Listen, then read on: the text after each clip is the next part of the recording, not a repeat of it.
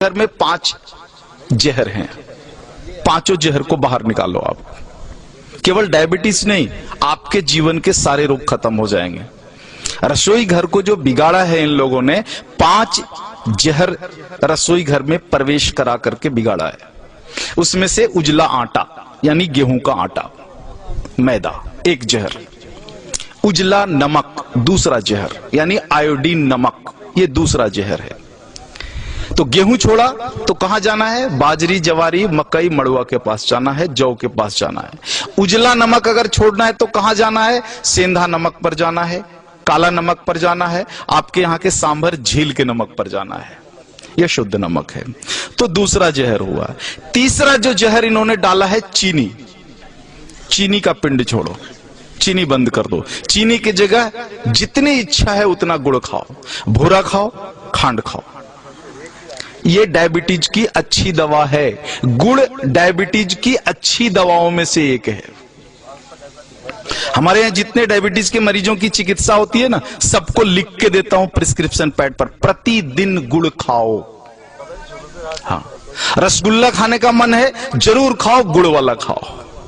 जिलेबी खाने का मन है जरूर खाओ, गुड़ वाली जिलेबी खाओ। बालूशाही खाने का मन है, गुड़ वाली खा लो।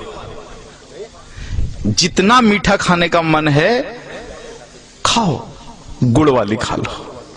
तो तीसरा जो जहर है वो आपका चीनी है। हाँ। और जो चौथा जहर है वो है रिफाइन। हाँ, इस रिफाइन को बाहर निकालो। ये तेल नहीं है। आर्थराइटिक्स भी सबसे ज्यादा राजस्थान के लोगों को है। आर्थराइटिक्स, घुटने का दर्द, कमर का दर्द, माताओं को तो है ही, 100% राजस्थानी माताओं को है ये।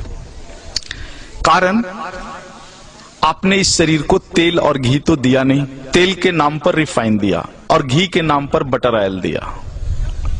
कहते हो घी खाते हैं, लेकिन वास्तव में वो बटर ऑयल है, घी नहीं है। आप कहते हो तेल खाते हैं, तेल नहीं खाते, रिफाइन खाते हो आप। रिफाइन अलग है और तेल अलग है, दोनों एक नहीं हो सकता। तो इस रिफाइन को बाहर निकालो और तेल को लेकर के आ जाओ। तेल सरसों का हो सकता है, तिल का हो सकता है। आपके यहाँ अच्छा राई, सरसों, तिल, ये 3 चीजें तो मैं जानता हूं, और शायद कुछ मूंगफली का भी बढ़िया हो सकता है। ये सारी चीजें हैं। 2 विरुद्ध चीजें हैं, एक सूर्यमुखी और सोयाबीन। इनके चक्कर में मत पड़ना, ये दोनों खतरनाक हैं। तो इस तरह से रसोई घर से अगर कुछ चीजों को आप बाहर निकाल दो। 2 मॉडर्न चीजें हैं, एक प्रेशर कुकर, हाँ, जो आपके रसोई घर का प्रेत है, प्रेत को बाहर निकालो। हाँ, पकती नहीं अनाज, फटती है अनाज। दाल फटता है, उसमें पकता नहीं है। नीचे से ताप और ऊपर से प्रेशर, तुअर का दाल फट जाता है, पकता नहीं है। पकेगा तो मिट्टी की हांडी में धीरे धीरे, सने सने, धीमी आंच पर ही पकेगा। तुअर का पौधा जितने दिन तक मिट्टी में खड़ा रहता है, उसी हिसाब से समय लेगा हांडी में पकने के लिए। जल्दी कैसे पका लोगे आप? नहीं पका सकते। वो मिट्टी में 10 महीने तक खड़ा रहा है तो 10 मिनट तो लेगा ना चूल्हे पर पकने में। आप फटाफट 2 मिनट में पका लोगे, पकता नहीं, फट जाता है। अनाज को फटा हुआ अनाज खाओगे तो गड़बड़ तो होगी ही, पका हुआ अनाज खाओ।